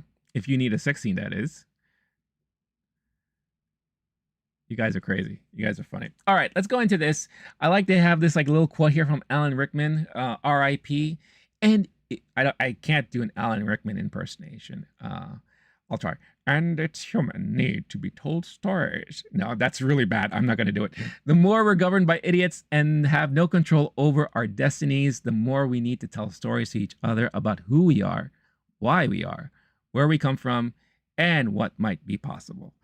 So that's a nice quote from Alan Rickman. And then we get a little, again, explanation as to what the Blacklist is. The Blacklist was compiled from the suggestions of more than 500 film executives, each of whom contributed the names of up to 10 favorite feature film screenplays that were written in or are somehow uniquely associated with 2024 and will not have begun principal photography during the calendar year. This year's scripts had to receive at least 9 mentions to be included on the Blacklist. It has been said many times, but it's worth repeating. The Blacklist is not quote-unquote best of list. It is, at best, a most liked list. All reasonable effort has been made to confirm the information contained herein. The Blacklist apologizes for all misspellings, misattributions, incorrect representation, identification, and questionable 2024 affiliations. So, with all that being said, here are the results. The first one that got 60 mentions from all the polls is a pitch called One Night Only, written by Travis Braun. Here you have 2 strangers scramble to find someone to sleep with on the one night of the year when premarital sex is legal. So the whole idea of this movie, think of it like, what is that horror series right now? When one night of the year, people can go around and kill people without any repercussions. What's that movie series? Someone remind me in the chat. What if we flipped it and say that we live in a society where you are not allowed to have sex unless you're married? The Purge. Yes, The Purge. That's right. But one night every year, you are allowed to have sex with anyone you want. Can you imagine the hijinks that can cause? I like this idea. This idea sounds like it could be like a great comedy. Would you want to turn it into a horror movie? Maybe you could. What if like the person you decide to finally have sex with turns out to be a psycho killer, blah blah blah, and all that stuff, right? Like there's many ways to twist this, but I really like this idea a lot. I won't be surprised if eventually this is going to get picked up by somebody and turned into a feature film. Or I can see this being picked up by Vivid Entertainment. It'll be turned into a porno movie, right? If it hasn't been done so already. So there you go. And it's going to be like a 24-hour sex binge, maybe starring an OnlyFans model and all that. But I really like this idea a lot. This sounds like this could be a lot of fun if you are creative with it. Arnold saying, bro, what the fuck? Let's do a cheesesteak sandwich, the movie. That's the name of the movie. Cheesesteak Sandwich, the movie. Like, remember in the 80s? Well, I don't know if you guys remember it, but wasn't there a movie in the 80s called Kentucky Fried, the movie? I believe there was. Starlight saying, have you ever seen Orgasmo? I have. That's Matt and Trey Parker, right? That's the South Park guys. I thought that movie was pretty interesting. I liked it. It was pretty funny. Also, Starlight saying, bring in the stunt cock. Megan Fox to be what? To star in this movie? I don't know. I could say if this movie was to be done today, I think some of the top stars that could be potentially attached to this, and who will probably get a kick out of doing a movie like this, is maybe Sydney Sweeney. I can see that probably happening. It'll be kind of cool maybe to see Florence Pugh, maybe. She's kind of wacky. She likes kind of funny stuff like this. So maybe something like that. But yeah, I like this idea. This idea is actually pretty damn interesting. The next one is called Playdate. 39 mentions here. Written by Marie Osterby. When taking her daughter to a play date at a new friend's house, Alice suddenly comes face to face with her childhood bully, Katrine. An evening of seemingly polite dinner conversation and catching up turns into a night of psychological warfare as the two women reveal the scars of the past and the wounds of the present while their 2 young daughters play mind games of their own. So this, again, could be another comedy. You can also turn this into like a psychodrama, horror film, thriller film, depending on who touches it. I don't know. For some reason, in my mind, I feel like I'm thinking of I don't know. I'm thinking like very 90s at this point, like Queen Latifah and Tiffany Haddish. I don't know why I just turned it into like that kind of movie, but I could see like something like that happening, and the little kids are mimicking what they're seeing their moms doing. So I don't know. It's a very interesting idea. Again, in the hands of someone creative, this could be something that's really fascinating. That could be something. Maybe you want to put a twist on it. Maybe make it two dads. Maybe two dads meeting. One being bullied all the time when he was a little kid. So it'll be just very interesting to see in the hands of someone creative what something like this could turn into. And again, for some reason, I feel like this could also become like a crazy porno movie too. Maybe we'll get a lot of that in this list here. But yeah, let me know your thoughts on some of this stuff. Yeah, AKB, great call on that. War of the Roses, and I'm sure a lot of you here are young, so you didn't grow up watching these movies. But the War of the Roses, Kathleen Turner, Michael Douglas, Danny DeVito, they starred in a trilogy of movies back in the 80s. War of the Roses was one of them. Romancing the Stone was another. But War of the Roses again was like a lot of like tit for tat, like lovers like going against each other and all that. So, but imagine two friends, right? And then one being bullied, and they're playing psychological warfare with each other. It'll be really interesting if we ever see this movie come to fruition in the future. But yeah, it'll be really interesting to see something like this happen. Next one on the list here is called Alignment, written by Nathan Doughton. A board member at a booming AI company wrestles with corporate politics and warped incentives as he tries to prevent his colleagues' willful ignorance from causing a global catastrophe, aka the Elon Musk story.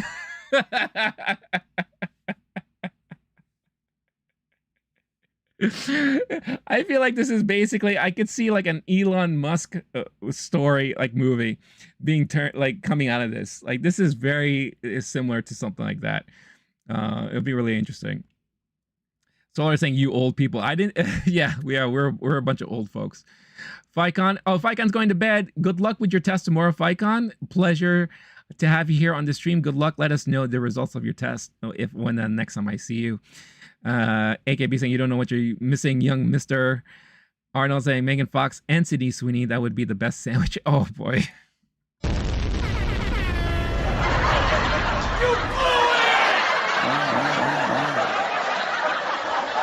Oh man.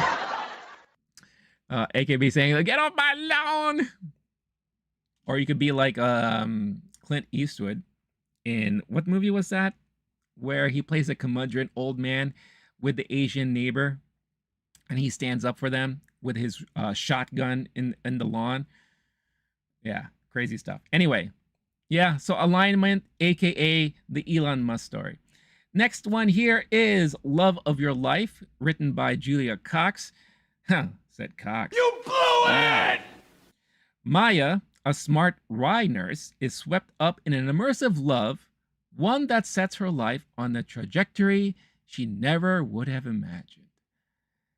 This just sounds like any other rom-com, rom-drama ever made. Boring! Boring!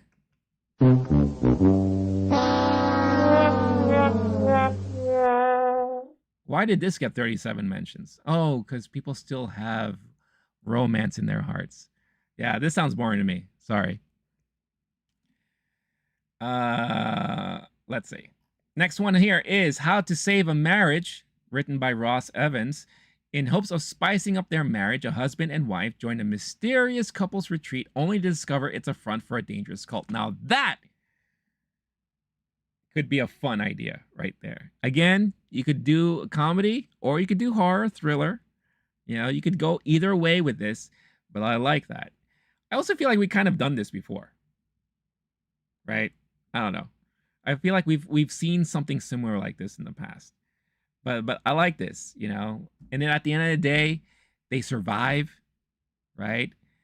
And they're like, oh my God, because we went through hell and back, I love you more than ever. I love you too. And then maybe they end up getting a divorce anyway. I don't know. you know, like don't give us a happy ending. Give us a terrible ending. You know, and they go their separate ways, walking off into separate sunsets. And then they could do like the Stand By Me ending where one of them fades to black and say, unfortunately, she didn't live for longer after that, and then blah blah. I don't know. It's so dark. Save a Marriage, isn't it? Well, yeah, Eyes Wide Shut is very similar in that case where you had a married couple who was bored with their sexual proclivities that they decide to spice things up a bit. So much so that they find themselves in the underbelly of sexual entertainment in the big city and got into the wrong circle. And yeah, hijinks ensues after that. So yeah, in a way, it is very similar to that. I guess in this case, it could be like a married couple going off into an island, and it turns out to be like I don't know. It could be like a Puff Daddy Island where craziness happens, and they're all part of the white party cult, or an Epstein Island. Oh no, we already had a movie with the Epstein Island premise, Blink Twice. So yeah. Well, anyway, yeah, very similar to Eyes Wide Shut. That's another great great call on that one. Where's my dentures? I need to spit. Stoller, I don't think you're that old. All right, moving on to the next idea. Don't borrow trouble. A broke TaskRabbit, in debt to her estranged sugar daddy, holds a stolen painting she's been asked to deliver for ransom, leading to a deadly cat and mouse chase across the weirdest corners of New York City. Give this to the Safdie brothers, and then you kind of have like a sequel to what's that movie they did with Adam Sandler? Uncut Gems. Yeah, you kind of have like a sequel to Uncut Gems in this point, and give it to the Safdie brothers. Make it extremely stressful, anxiety inducing, and there you go. That could be your next Safdie project right there. Zaddy, starring Pedro Pascal, probably. 20-something fitness instructor Ellie Noon has been toiling away in the LA rat race for years until her luck changes when she meets an attractive older man with a mysterious past that's as complicated as his skincare routine. This is the sequel to The Substance right here. If you've watched The Substance, you know what I'm talking about. This is prime, perfect setup for The Substance sequel. I can see it already. You know, and again, if you haven't seen it, I don't want to spoil it, but his complicated skincare routine could be this thing that he's taking that has created an alternate younger version of himself. So, yeah, and I'm being very vague about all of that stuff, but yes, this is indeed the perfect sequel to The Substance. So I was thinking, if P. Diddy had an island, it would be more slippery than the ocean it sits on. Yeah, but think about it. You could travel by slip and slide, which is amazing. So I think that would be a lot of fun. Next idea we have here is called Clean Break, written by Ryan Brennan. Mary, a hair trigger pool hustler, okay, has her hedonistic lifestyle all figured out until she meets Ray, a fellow pool shark. Will she change her ways and let herself fall in love, or just kill him and make a quote-unquote break for it?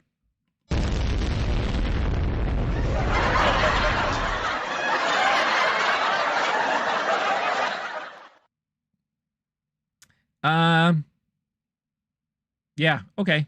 I don't know about this one. It's all right. I feel like this could be a mix. And again, I think of it as, in terms of 80s and 90s movies, this could be a mix between Cocktail and what's that movie with Paul Newman and oh my God, these names of these movies. The Color of Money. Yeah, I feel like it's like The Color of Money meets Cocktail ish kind of thing like that. I don't know. It's all right. Tickle Me Elmo, written by Aaron Caro, the true story of how one toy saved Sesame Street, shocked Wall Street, and tickled the nation. Um, this could be like one of those like biopics, or if you want to turn it into like one of those like kind of semi-serious but very dark humored movies, you know, based off of a true story, then I could totally see that happening. But good luck trying to get the rights from Sesame Street on that and from the Jim Henson Company. Otherwise, this could be just a straight biography or documentary at this point. But it would be interesting because that was an interesting moment in time. That was the very first time I can remember in a very long time where there was such a craze over this one item during the holidays. I remember growing up, Cabbage Patch was always that big hot ticket item that was very hard to get and all. This was definitely that, the second coming of that. And I believe, you know, stories like this, you know, is what made that Arnold Schwarzenegger movie very popular. You know, and then every year it was always going to be, yeah, what's going to be the hot ticket item, right? And I feel like that kind of started that whole trend all over again. So, yeah, very interesting. AKB mentioned The Hustler. That's definitely one. That's the one with I believe that's Newman and Jackie Gleason, right? But also there was The Color of Money. I think Paul Newman and Tom Cruise was in that, I think. I could be wrong. I don't know. Starla saying instead of coconut trees, we get the Diddy nut.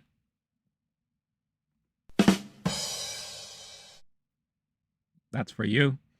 Elmo, I'd watch a documentary. Starla saying, go get your money, Elmo. First Elvis, now this. Let's go on to the next one here. Bust. Said bust. Yeah! Written by Matt Ackles. In 1991, Houston, Texas, millions of women sport the latest fashion trend, breast implants. But when they develop life-threatening side effects, they'll need a special kind of lawyer to seek justice. This is the incredible true story of a women's public health crisis, a gunslinging plaintiff lawyer, and the biggest lawsuit in American history. I can totally see a movie like this being made. I feel like we've gotten movies like this happening. Like, for example, Concussion, that Will Smith movie about the, you know, concussion side effects in the NFL. I could see a serious movie being done like this, you know. And I think, honestly, call me crazy, but I think a great actress to cast in a movie like this, if she's having a comeback, is Pamela Anderson. If you cast Pamela Anderson in a movie like this as someone who has suffered through bad side effects and all that, boom, you got yourself a picture, son. So I kind of like this idea. I'm pretty sure I won't be surprised if some later on down the line we see a movie like this being made, because that's an interesting story to tell. Next one here, The 7 Guys You Date Before Marriage, written by Julia Yorks. After her 10-year relationship collapses, a newly single woman dives back into the dating pool, navigating 7 wildly different romantic entanglements that prepare her for her future husband. I feel like this is Scott Pilgrim too. I feel like we've seen this already before. Like, I feel, weren't there movies like this in the 2000s being made? You know what I mean? Like, I feel like, you know, this is, you know, we've definitely seen something like this before. It also reminds me very much of Scott Pilgrim. You know, so, except this is more of like the rom-com version. You know, this is more of like the, you know, oh, I'm going to date a rocker, and I'm going to date like an accountant, and I'm going to date, you know, the guy who works at McDonald's. It's just something that I could see a younger generation pretty much enjoying. Arnold saying, have you ever thought about bringing out a book, LOWKEY Geek's Top 100 Movies? I haven't, but I have been toiling around with an interesting idea. I'm still in the early planning stages of it, and I'm curious if people will be interested in it. And I'm not going to give too much details about it just yet, but I'm going to say this. Coloring book. and I'll leave it out there and then let you guys comment on it. I did research. Adult coloring books are still very popular, so maybe something movie related. I thought that would be kind of interesting. AKB saying, okay, that's interesting. Didn't know that was a major lawsuit. That's a crazy casting choice. Hey, I'm saying she's getting a lot of buzz out of her recent movie, The Last Showgirl. And if that is going to help push her back into the forefront, if they ever do a movie like that, I think that would be a brilliant choice for her to make. And then, we'll see what happens, but again, it has to be in the right hands, the right creative person and all that. So next one is Nasty, Isabella Jaros. After an injury sidelines Dylan's ability to train for the Olympics, the determined gymnast must regain the trust of her demanding coach while facing off against a prodigious new competitor threatening to eclipse her place in the spotlight. I feel like we've seen this already before. I feel like there have been other like sports related stories like this. So I feel like, it feels like a kind of run of the mill idea. I'm sure there's multiple stories like that being told that could be told. So it's all right. Next one is called Vanished, written by Samuel Franco and Evan Kilgore. 10 years after she disappeared as a teen, Violet, now 25, turns up with no memory of what happened to her. But as her family welcomes her home, it quickly becomes apparent that the past cannot be forgiven or forgotten. I feel like this is kind of grounds for a great horror thriller movie. Also, it sounds familiar. I feel like we've also had a story like this before, so it's okay. It's all right. Assembly Required by Kevin Yang. During a clandestine overnight stay in the Burbank IKEA, 4 friends get caught in a firefight between rival criminal organizations, forcing them to figure out how to save each other and the story they love so much. And the store they love so much. Sorry. This is Judgment Night. If you guys ever watched the movie Judgment Night, I feel it feels kind of similar. It's like a group of friends. They're trapped in this shopping center. In Judgment Night, they're trying to, save themselves, just basically survive, right, from this rival gang, or this gang that's like crazy, who was led by Dennis Leary. But what if, what if the twist is they're just trying to save their store, right? So what if you get Judgment Night and you combine it with Seeking Opportunities, whatever that movie is that takes place in the Target, right? I feel like if you could combine the two, then maybe you could have something here. I don't know. But yeah, it just sounds, I like this concept. I feel like you could have a lot of fun with this. But yeah, I think that would be really, really interesting. Arnold saying, I would love that. Oh, thank you. Arnold saying, don't forget the sexy. For you, I won't. Justice saying, I've seen your podcast on Spotify. Have you ever thought of getting a new co-host and trying to podcast again? I have thought about it. I have a lot of things I'm trying to figure out for this year.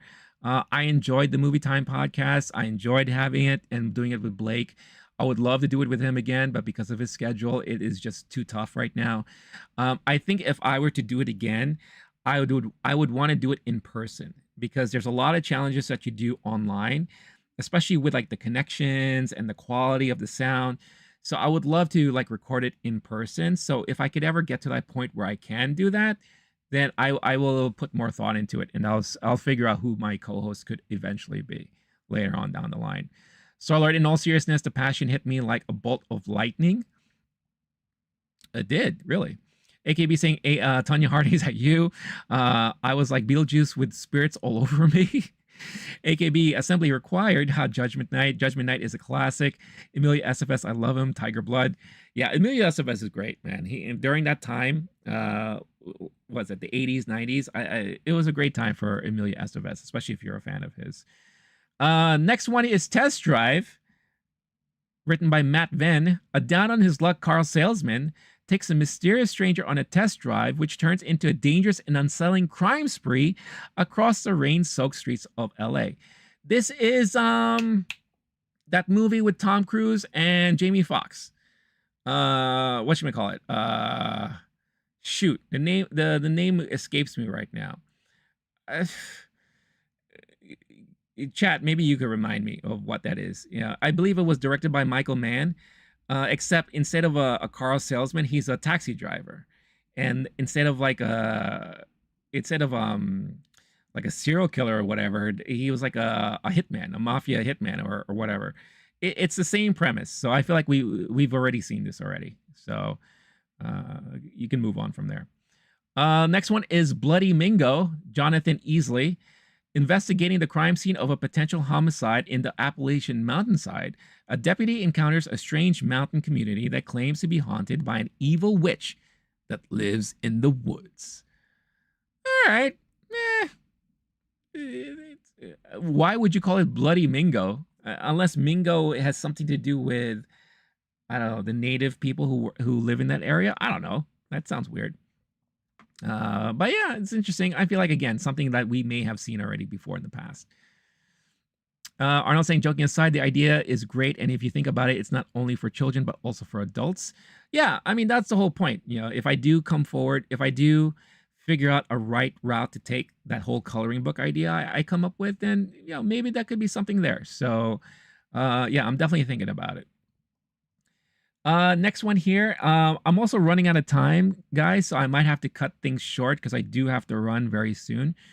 But I'll keep going here. The 13th Hour, written by Anna Klassen. When a group of teenagers repair an old clock with a mysterious 13th numeral, they are granted an extra hour where their actions have no consequence. I love this idea. I love it. What would you do with your extra hour where you could do anything you want? I say combine this with the whole one day sex movie, and then you got yourself. You got yourself a go picture, son. Next one, Bo Knows Infinity. Written by Adam Best. Bo Jackson gets stuck in a time loop. Lessons are learned. Now, who came up with this idea? Right?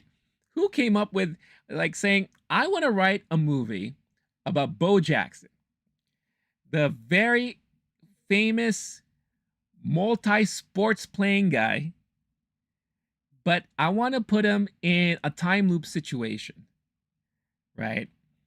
And maybe it's like a Groundhog Day situation. Maybe you could call it the 13th hour of Bo Jackson. I don't know. But what kind of lessons will he learn? You know, maybe I should have played basketball. Maybe I shouldn't have done baseball and football at the same time. You know, maybe I should have saved all that money. I don't know. Is Bo Jackson doing okay right now? I think he is, right? I don't know. You know, will you make this a comedy? Will you actually cast Bo Jackson in this, or would you just get someone to look like him? You know, it's an interesting premise, but it's so out of nowhere. You know, when was the last time anyone has ever thought of Bo Jackson? Right? It's such like a throwback from time. It's just really, really weird. It's interesting to say. So we'll see. AKB say, do the top 10 in your next show. Top 10 what, AKB? Top 10... let me know what you mean by that. Starlight saying, I'm tired of things getting so hyped up, and a month later it's completely obscured. Well, you know, that happens a lot. 13th Hour sounds cool. Maybe that's how Bo Knows ended up knowing some. Oh! I think AKB has something here. Bo Jackson gets stuck in a time loop, figuring shit out about his life, his experiences, comes up with the brilliant, you know, tagline, Bo Knows. And his career jump starts. But like in Back to the Future, there's consequences. Because he fooled with the timeline. And then now he's stuck in the 13th hour of his life where there's major consequences and he has to have nothing but premarital sex. I don't know what I'm talking about.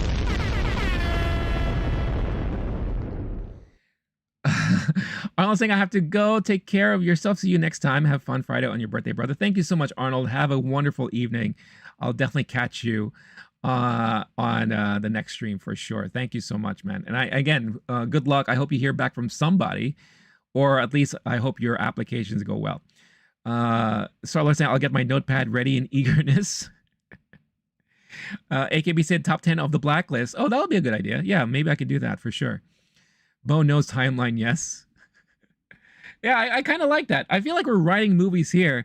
If anyone was to ever watch this, they're going to steal our ideas. So you better not, because we have it recorded that we came up with it.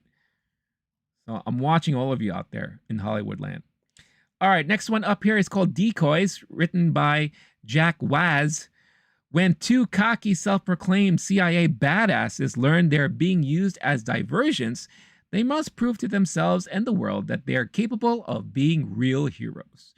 This, okay, immediately, I'm thinking Will Ferrell and Marky Mark. This is the new sequel to Tough Guys, or whatever that movie series that they did, except now they're in the CIA. For some reason, I can see that happening right now. So I feel like we got ourselves another sequel in the future with those two. That's basically what that is. Next one, Diana destroys a wedding. Elizabeth Evans.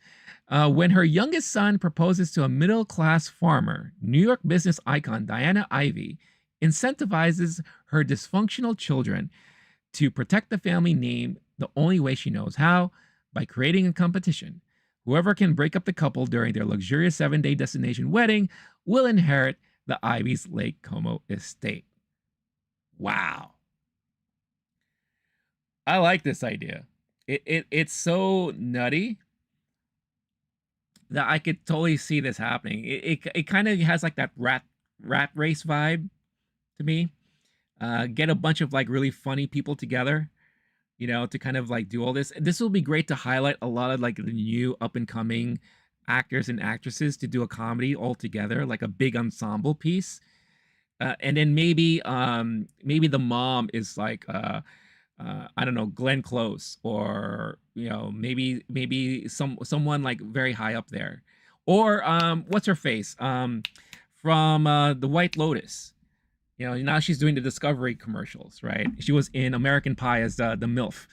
She could be the mom, right? So I don't know. This sounds like that could be a fun movie. I don't know.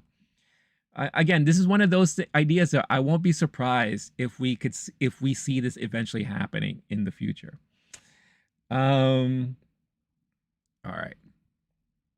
Nicole Kidman could be a good mom in this too. That could be good. Glenn Close as the matriarch, yes, yeah, you know, something that highlights like Hollywood royalty in a fun movie. I think would be really interesting to see in a movie like that. Next one here on the list is called Over Asking by Carolyn Dries, or Dries, I don't know how you pronounce it. After a chance encounter with a powerful female litigator, a seemingly perfect couple begin to ask questions about marriage, power, gender, and sex. I don't know. Feels kind of boring to me. Also kind of feels like been there, done that. I don't know. Is it just me? Yeah, I'll pass on that one. Next one is called Skin, Matisse Haddad. When famed Beverly Hills dermatologist Amelia Williams' status begins to slip as she ages, she makes a revolutionary discovery that allows her to completely revitalize her appearance and maintain her lifestyle. It just requires a bit of murder every now and then. Okay, I already said this before. Earlier, we got the sequel to Substance. This is the prequel to Substance. This would be the prequel to the Substance. You know, the creator of the Substance went through this herself and then figured out the formula as she was going through her murder spree to make herself look younger, and then created the Substance. I just created the whole Substance universe, everybody. There you go. That's what I see here. Go picture. All right. Next is called American Monsters from Chris Grillot. A senator and his estranged son must fight to survive when they've stranded at a hunting ranch where mythical beasts from global folklore are genetically engineered as dangerous game. So this is Jurassic Park meets mythological creatures, I guess. This could be fun. I don't know. I feel like this could be like a potential Disney movie. You know, make it lighthearted in a way. Make it like you know, like, oh my god, it's a minotaur, or oh my god, it's, a cyclops. And they're trying to like run away from these things, and they're trying to survive to find their way out of this, like, compound or whatever. It could be interesting. I think in the right hands that could be kind of interesting overall. Next one's called The Bus Boy by Ilad Ziv. After a mysterious busboy manipulates his way into a job at the most exclusive nightclub in South Beach, he quickly rises through the ranks using ruthless tactics. I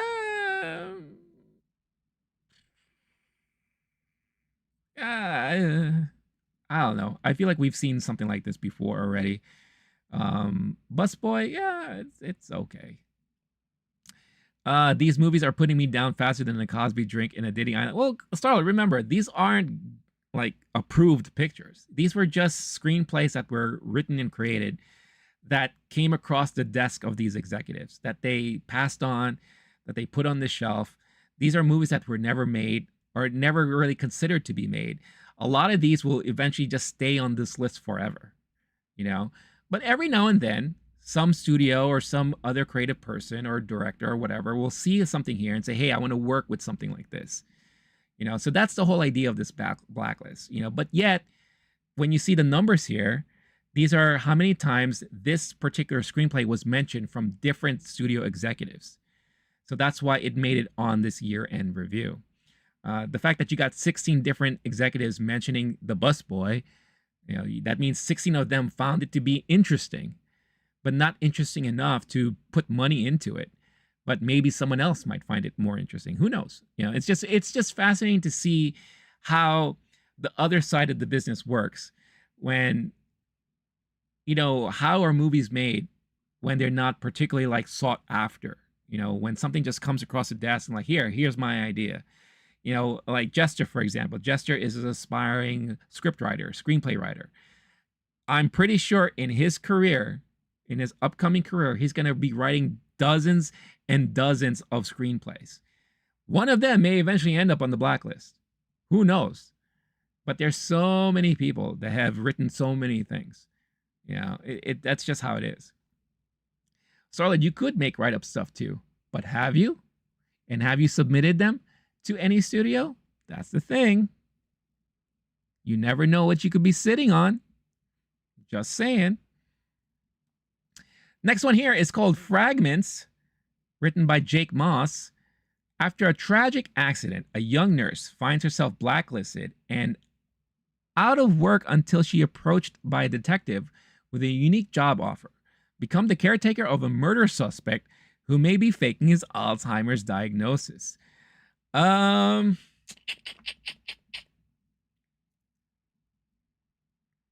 was that movie with Gandalf,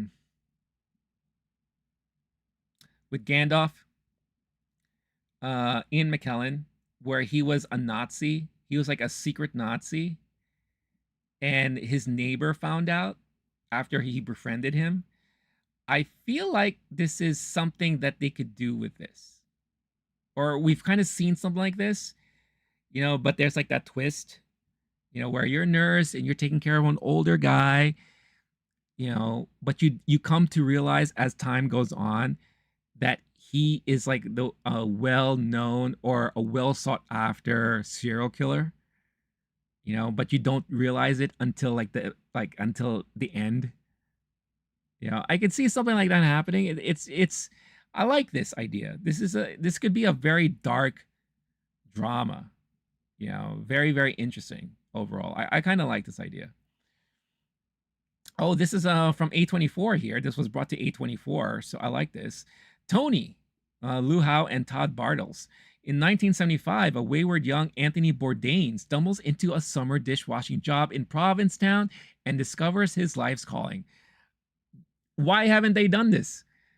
There are tons of people out there who love Anthony Bourdain.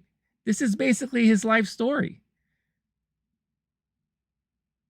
I can see A24 doing this movie. They did one Iron Claw with about the wrestling family, right? You know, like I won't again. I won't be surprised if this eventually gets turned into an A24 movie because I like this idea a lot. I would love to see the story of Anthony Bourdain and his, kind of meager and humbling upcoming, only to become the well-renowned traveler and foodie and food critic, right? And eventually restaurateur, right? So I like this idea a lot. This gold picture. You got yourself a gold picture. All right, we'll stop here at at Fellowship, and then I do have to run, but I like the idea that AKB mentioned. I may just review the rest of this list and come up with like my top 20, maybe, and then we could do a more review next time, or I'll just put a bookmark in this, and I will, get back to it on the stream next week. We could definitely do that. But here we go. This last one for today is called Fellowship, written by Cassie Keat. A burgeoning artist is offered a once-in-a-lifetime fellowship, luring her into the dark side of New York's elite art world. Here's the sequel to Eyes Wide Shut. There you go. Where in every gallery, in order to get your piece hung on the wall, you gotta have sex with everybody. Let's go. I feel like this is also Candyman. If you watch the new Candyman movie, it had something to do with art too and all that, with the dark side of things. So interesting. I could definitely see a very dark thriller out of a premise like this. I like it. But yes, again, this is like a great taste of what studios see on a yearly basis. There's so many ideas, so many pitches out there. And, Blake and I don't think on our podcast we ever talked about it, but we talked about the Blacklist a lot, actually. And we talk about a lot of the ideas that are put in there, and a lot of these scripts and ideas are just in limbo, with no attachments or anything like that. And you never know. One day you may see a movie being made that was eventually pulled from this list, So very, very fun stuff, I think, overall.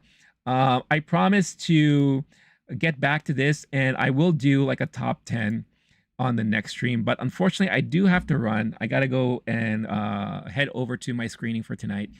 But a huge thanks again, as always, to everyone on the stream. Let me just quickly recap on the chat, see if there's anything else. Starlight saying X-Men first as. Oh, wait, that's the porn version. Never mind. AKB saying nice, do top 15 next time and give us your top 10. Awesome. I like that idea. Jess, Eyes Wide Shut, part 2, Fellowship. That's what they're going to call it. That's the tagline right there. Eyes Wide Shut, part 2, Fellowship. Bang. I like that idea.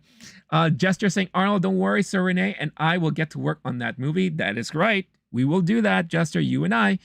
Starler saying, I want all of us to write something and you rate it. Ooh, I like that. That could be, you know what? That could be a potential like members only live stream or something like that. Or something along down the line where I will ask you guys to write a 3-sentence treatment or something of a movie idea. And I could rate it, and then we can all rate it as a group. I like that idea. I really do. I like that idea. And make an interactive blacklist. Let's make the official low-key geek blacklist. Let's do that. AKB saying another cool show. Thank you, Meg. No, thank you. Thank you all for watching as always and the support. I always am appreciative. I'm always very humbled by it. I really, really appreciate you all, honestly. AKB saying interact blacklist. That's a sick idea, Star-Lord. Yes, I agree. I love that idea so much. Hold on. I got to write it down because that could be a great fun time with all of you guys. And I could only imagine the hijinks we could come up with that stuff. So let me quickly write this down here. Interactive blacklist. I like that so much. That's so cool. All right, guys. thank you as always for tuning in and watching. I will be back again. No live stream this weekend because the nominations have been postponed. I don't know when they will be announced, but I will let you know when they are. And that's it. I will get back on my usual scheduled time on Monday of next week, MLK Day. I'm sure a lot of you will already be off, so I hope to see you around. And if not, I'll see you next time. So as we head on out, again, big shout out to Starlord, Jester, AKB Mobile, PDQ, Arnold, Kevin Davis. Always a pleasure seeing you guys here. Scorched from earlier, Ficon, the great Ficon. Ravi and Sorana, it was so cool to see you back after such a long time of not seeing you. So really, really happy to see you back. And anyone else I miss, I do apologize. I love you equally. And for those of you watching on demand or on a, when you're watching live and just didn't say anything in the chat, thank you as well. So as I head on out for today, tip your waiter and your bartender, turn off your phones at the movies.